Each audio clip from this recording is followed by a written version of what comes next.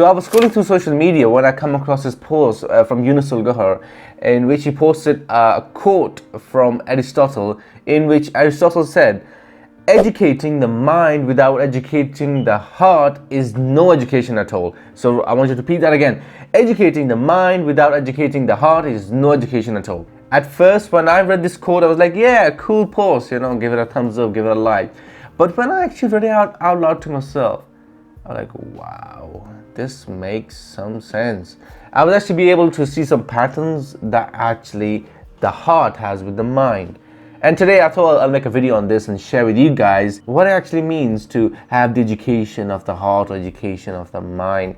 What's the link between that? So watch the video till the end and I will be sharing that understanding with you guys all today.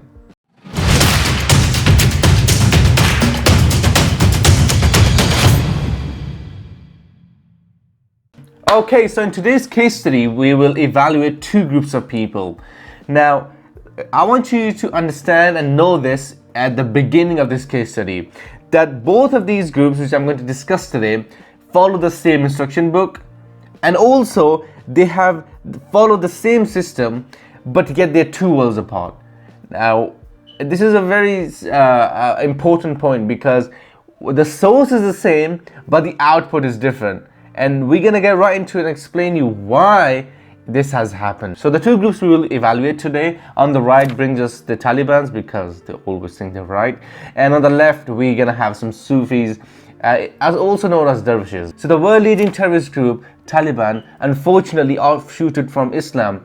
Now these guys claim that they go by the book, and they also believe that they are the best people who actually follow the black letter law. There was no one out there who does it better than them. And in the midst of all the assumptions and credibility and beliefs, what they don't realize is that actually they have actually tracked off from the truth. And what the Islam they are trying to portray to the world is merely a religion of hate and violence. Now let me explain you why that actually knowledge could make you an ignorant or stupid. You cannot simply just read the book and just assume that you would be able to totally get the message. Now in the case of Taliban, they've actually simply just read the book and said, oh wow, great, let's practice what we preach. And one of the great examples we have from the Quran says in the chapter 9 where it says, kill the polytheists wherever you find them. Now when a lot of Taliban actually read this verse from the Quran, they said, okay, perfectly fine, let's pick up our weapons, pick up our AK-47, go out and kill some innocent humans. Now with that, you are funding a world terror, and later on you are just labeling as jihad. Now jihad means basically a holy war. Well, where's the holy war here? There's no reason out there you used to start going out there and killing innocent human beings. No, just because they're non-Muslims. It is not a valid reason. This is their weak excuse to prove that they are fighting in the way of God.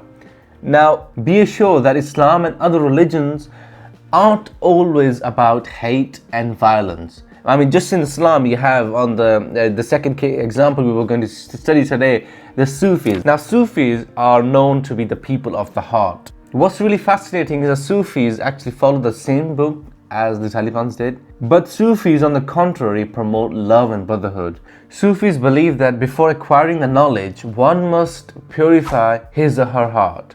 Because if the heart is free from the influence of the devil, you are set right. And from this point, your heart will become like a divine compass, guiding you to the truth.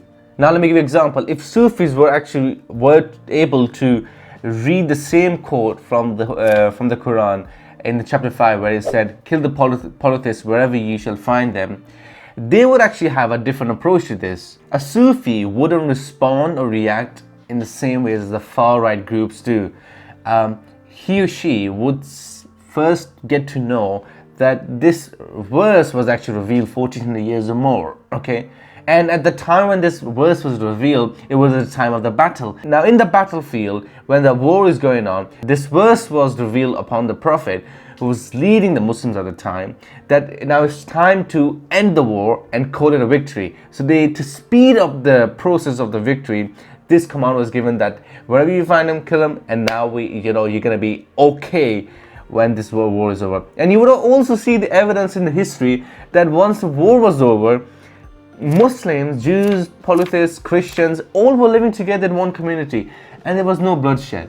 So actually using such verses from the Quran actually in order to promote hate is actually clearly goes to show that you are ignorant at the heart. So I'm sure you would have witnessed from these examples that education of the heart is so vital, because you could actually become like a living monster on this earth and yet still say, I go by the book, I go by the book. So the moral of the story is that the corruption must wipe out of your heart. If anything is learned in this process when your heart is corrupted, it could actually do more harm than good. So here was my attempt actually bringing you a case study on how the perception of the knowledge differs from one whose heart is enlightened and the other whose isn't.